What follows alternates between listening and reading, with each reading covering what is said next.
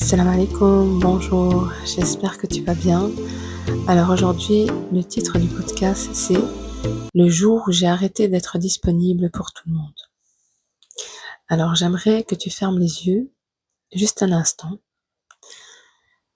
Est-ce que tu te souviens de la dernière fois où tu as fait quelque chose juste pour toi? Donc pas pour les enfants, pas pour ton boss, pas pour ton partenaire non plus, pas pour ta mère, juste pour toi. Je te laisse un instant pour réfléchir.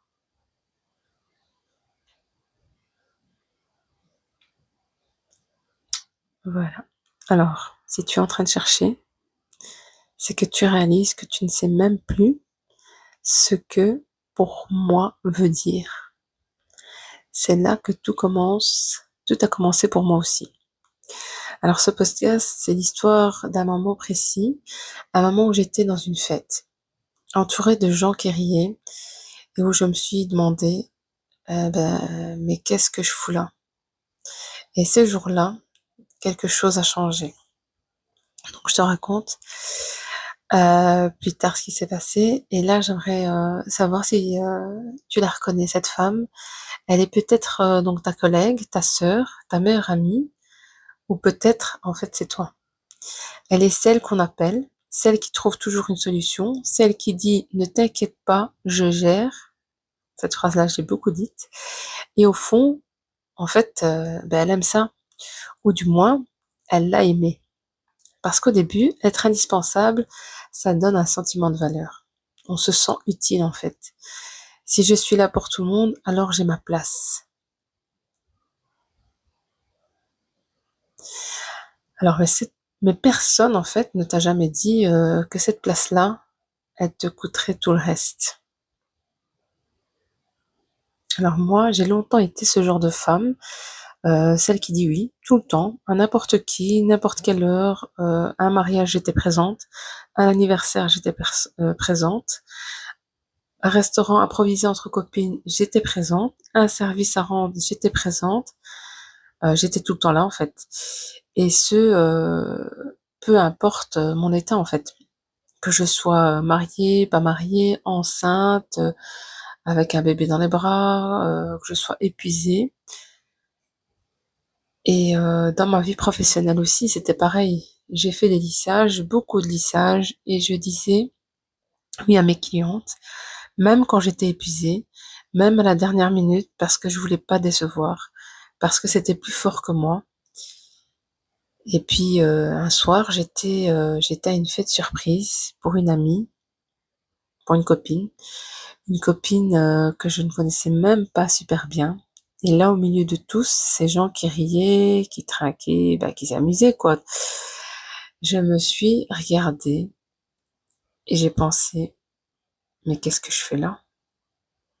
Je me sentais pas du tout à ma place. Je n'avais pas vraiment envie d'être là en fait, mais j'avais dit oui, comme toujours, par automatisme. Parfois mon mari me le reprochait, doucement, sans trop insister, mais il voyait. Et moi, je ne voulais pas voir. Jusqu'au jour où j'ai oublié le rendez-vous d'une cliente. Moi, celle qui n'oubliait jamais rien. Celle qui gérait tout. Une cliente m'attendait et moi, j'avais complètement oublié. Et là, quelque chose s'est brisé dans ma tête parce que j'avais aussi oublié des rendez-vous médicaux de mes enfants. Et ça, c'était le signal d'alarme que que je ne pouvais plus ignorer en fait. J'étais partout en même temps, mais en réalité, j'étais nulle part. Et surtout, nulle part pour moi en fait. Et là, j'ai compris qu'en fait, j'étais à la limite burn-out.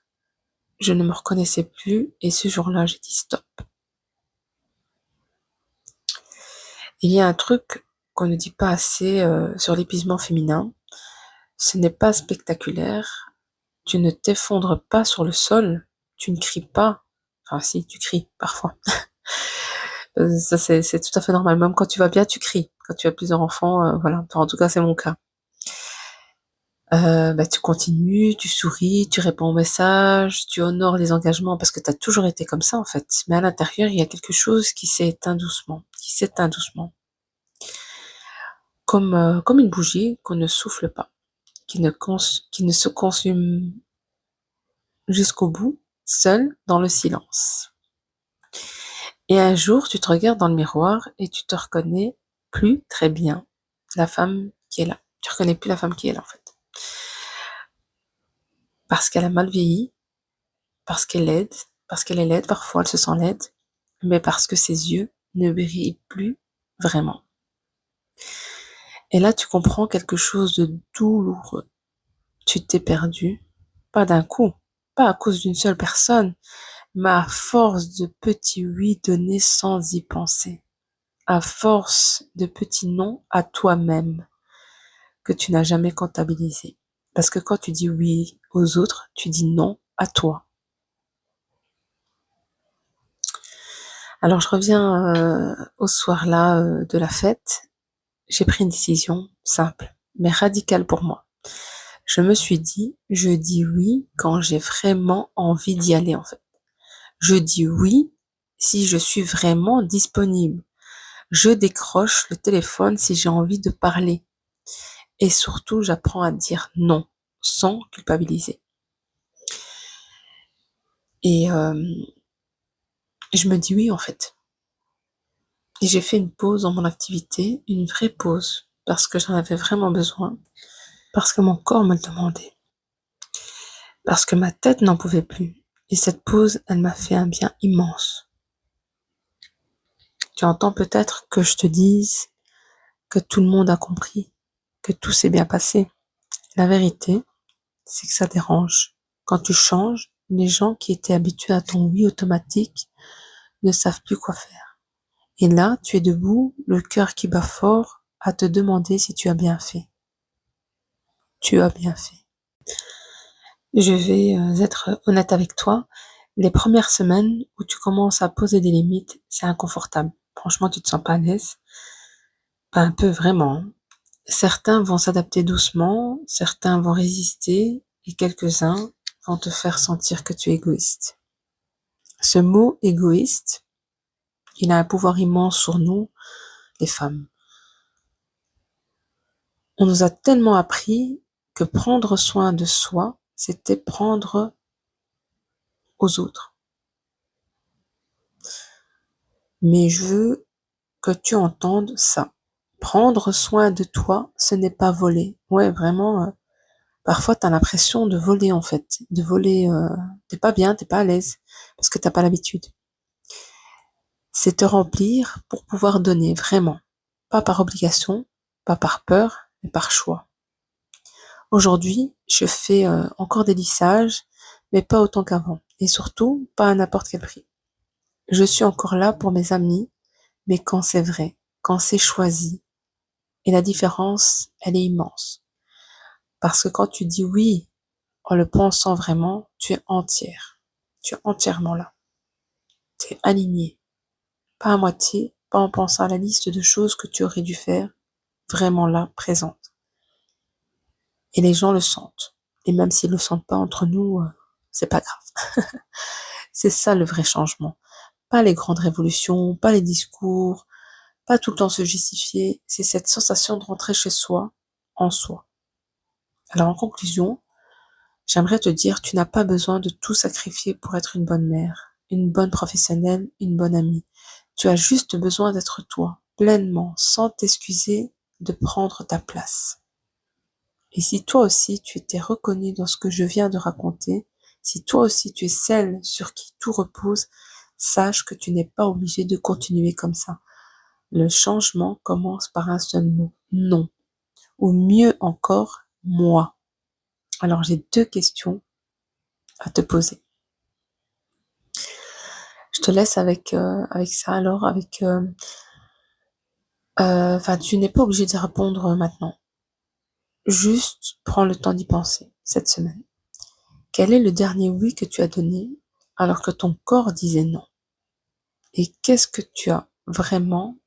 ça t'a vraiment coûté? Et la deuxième question, si tu n'avais peur de rien, qu'est-ce que tu t'autoriserais à faire pour toi dès demain? Alors j'aimerais te donner 3 conseils concrets. Le premier, Le non en douceur, tu n'as pas à te justifier. Je ne suis pas disponible est une phrase complète. Commence par de petits noms. Dans des situations simples, l'objectif n'est pas de devenir froide. Pas du tout. C'est de devenir honnête. Le deuxième conseil, le rendez-vous avec toi-même. Bloque un créneau dans ta semaine. Rien que pour toi. Pas pour faire la lessive en paix. C'est vrai que quand on prend une pause pour nous, on se dit oui, aujourd'hui je suis en congé, mais qu'est-ce qu'on fait? On s'occupe de la maison en fait. Alors, fais quelque chose qui te fait du bien, à toi, pas aux autres, à toi seul. Et traite ce rendez-vous comme le plus important de ta semaine. Alors, troisième conseil, c'est l'autocompassion avant la culpabilité. Quand tu te sens coupable d'avoir dit non, pose-toi cette question. Est-ce que je dirais à ma meilleure amie qu'elle a eu tort de se respecter, de penser à elle avant tout le monde? Non. Alors accorde-toi la même gentillesse. Donc voilà, je te laisse avec ces deux questions, avec ces conseils. Et j'aimerais vraiment que tu répondes, que tu m'envoies juste un mail ou tu réponds ici en dessous du podcast. Et je te souhaite une excellente journée et je te dis à bientôt.